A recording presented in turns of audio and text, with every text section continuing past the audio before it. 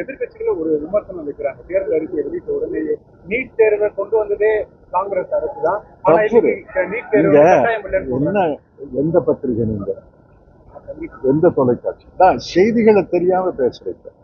அதாவது உண்மை விவரங்களை தெரியாம கேள்வி எதிர்கட்சிகள் பிழையா சொன்னா அதை தொலைக்காட்சி பிழையா கேட்கணுமா?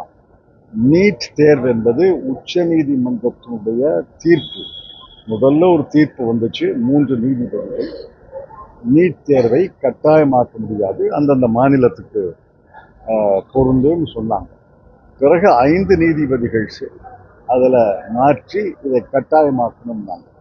ஆக உச்ச நீதிமன்றத்தின் தீர்ப்பின் காரணமாகத்தான் நீட் தேர்வு நாடு முழுவதும் அமலாக்கப்படுகிறது.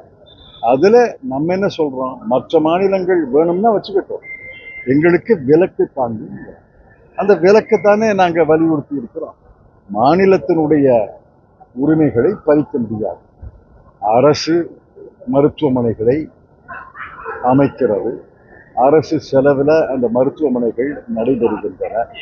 அது அந்த மாநிலத்து மாணவர்கள் பெரும்பகுதி, மிக மிக பெரும்பான்மை அந்த மாநிலத்து மாணவர்களுடைய நன்மைக்காக அரசு செலவழித்து அரசு மருத்துவமனைகளை அமைக்கிறது.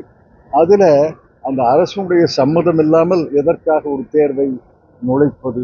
இப்ப டாக்டர் ரங்காச்சாரி, டாக்டர் குருசாமி முதலியார் அவர்களெல்லாம் நீட் தேர்வை எழுதியா புகழ்பெற்ற டாக்டர்களா வந்தாங்க. இப்ப சென்னை பொது மருத்துவமனைக்கு இந்த பக்கத்துலையும் அந்த பக்கத்துலையும் டாக்டர் ரங்காச்சாரி உருவச்சிலை இருக்கிறது, டாக்டர் குருசாமி முதலியார் உருவச்சிலை இருக்கிறது. அவர்களெல்லாம் நீட் தேர்வை எழுதியா புகழ்பெற்ற டாக்டர்களாக வந்தாங்க. எஸ்சி எஸ்டி ஓபிசி இடஒதுக்கீடு 50% உயர்த்தப்படும் அப்படின்னு காங்கிரஸை பொறுத்தவரையும் தொடர்ச்சியாக ரிசர்வேஷன் விஷயத்தை கடந்த ஒரு 5 வருஷமாவே ராகுல் காந்தி பேசிட்டு இருக்காங்க. அதோட ஒரு சாராம்சமா இதை சொல்லியிருக்கீங்க. அந்த நிறைவேற்றுதல வட மாநிலங்கள்ல பிரச்சனை வரும், தமிழ்நாட்டுல பிரச்சனை இல்லை. எந்த பிரச்சனையும் வராது.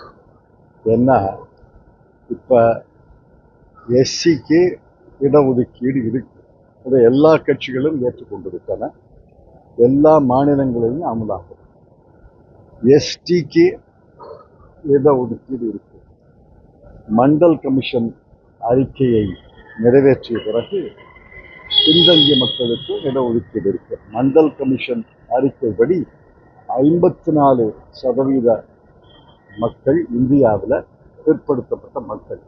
ஆனா அவர்களுக்கு 27% தான் இடம் இருந்தது. ஏன்னா உச்ச நீதிமன்றம் 50 என்று உச்சவரம்பை வைத்திருக்கிறது. 50க்குள்ள அடக்கணும்னா 27 தான் அந்த இடம் இருந்தது. இப்ப என்ன சொல்றோம்னா, அந்த 50% உச்சவரம்பை எடுத்துட்டு எஸ்சி எஸ்டி அவர்களுக்கு ஒதுக்கீடு இருப்பதை போல பிற்படுத்தப்பட்ட மக்களுக்கும் ஒதுக்கீடு இருக்கணும். இப்ப இங்க நிக்கிற நீங்களே பெரும்பகுதி பிற்படுத்தப்பட்ட மக்கள் தான் சார். நன்றி.